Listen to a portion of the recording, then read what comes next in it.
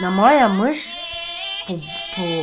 по баща, неговия баща, те са казвали бушнакови. Защото са дошли от Босна. Босненец, Босна, той дошъл от Босна точно. И са казвали Босна, бушнакови. Добре, ама той много косял да коси. Като почне да коси като косачка. Днеска 2-3 декара окоси. Косач, косинови, оставаме косинови. И така. Третата песен, Третата. ли малко за нея? Ти казваш, че да. едно време си пяла. Да. И си измисля песни. Една, две, три. Три съм измисляла. Самичка. 3 песни. Самичка съм си измисляла. А сега са станали общи народни. А сега са охо. Сега са пея, то хит. Залюбих мамо хит. Не само от местните хора. Не само от Може да се местните. чуе по радио. Да, Тази песен. да. По радио, даже и в чужбина. Николина Чекърдъкова я пее. Та същата песен. Залюбих мамо Но три. не казва тя, че... Тя не знае откъде е, да. Тя не знае корена на тази песен. Да. Не. Тя не знае. Тя е 61-ви набор. Тя е от тук. Тя от Гоце Делчев. Да. И Що- къде можеше да я чува? И аз съм я пяла по седенките. И след това, като излязоха на мода касетофоните. И момчета имат всичките касетофони. И идват, я като пея, сега сме от тях на седянка ли у нас, и те идват и пускат. Са както ви, пускат. И на Рибново съм пяла 16-22 касетофона наредени на сцената. Да ме записват. Наредени един до друг. Като учех в Гоце Делчев гимназия. И тя почва се разпространява и някой като я чуи такъв някой режисьор къвто и си я вземе на него, скара се певица и тя се без да знаят откъде е излязла песента. Аз съм си я измислила. Сам самичка моя баща ме откара, това беше, значи съм била 5-ти клас. И той ме откара на Пирин пее. Той също певец, майка ми певица, и ме откара на Пирин пее. И там беше, за пръв път съм видела на живо Тодор Живков. 3 коли отпред, 3 отзад, той е средето. И маха е така, маха на Пиринпе. И аз се радвам. И като се върнах там, моя баща с мотор. Мотор, аз съм отзад. И я полека си наникам. И слушах песните там на сцената. Имаше много сцени. 11, 12, 13 сцени.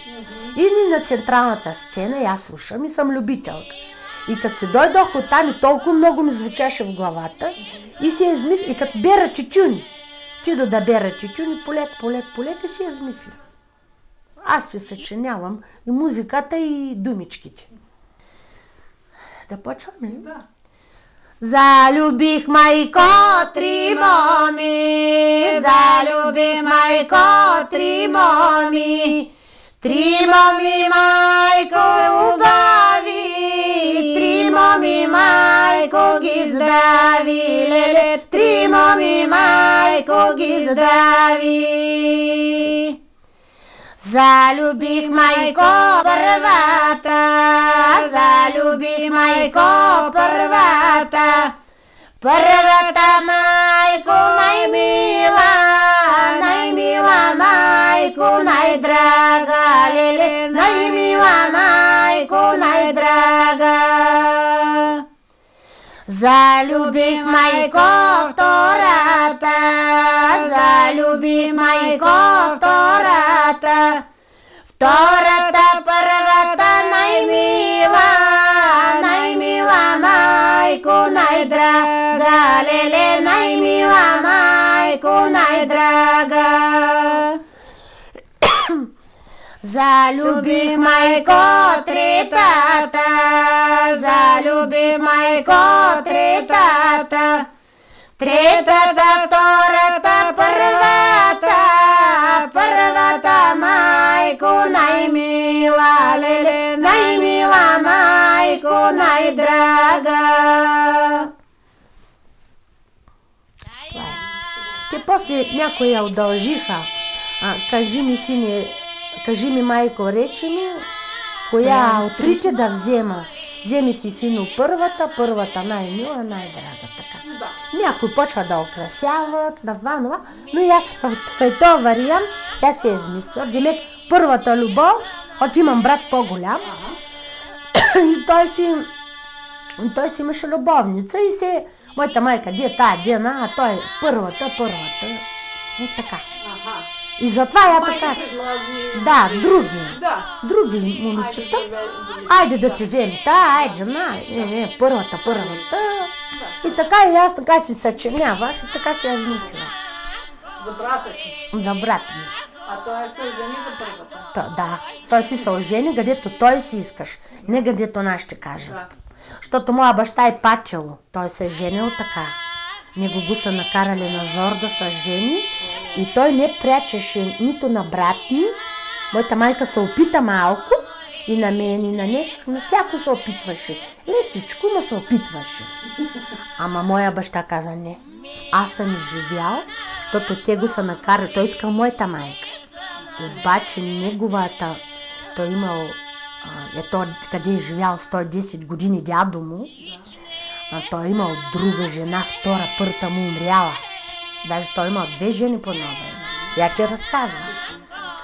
И тя искала да вземи нейната внучка, да даде на моя баща, на мъже, на внука, да може да запази тя тук да има, защото той с нея няма деца. Не имала деца. И тя искала внучката да вземи, от са богати, да продължи рода на така, да има нещо от кръвта на нея тук. Обаче, те го натискат, баща му и майка му и дядото, и му я взимат. Взимат тя. И той я водил 3 месеца. И след това тя се стои на нивата, той отива, закарва моята майка и я краде през нощта. Тя слиза на двора да иде на тоалетна и той я сграчува през нощта и я откраднува и я кара пред другата. И другата като види, че той я яхнал на мулято, на коня я яхнал и тя като видяла, че той я кара и тя си сбрала багажа, си отишла.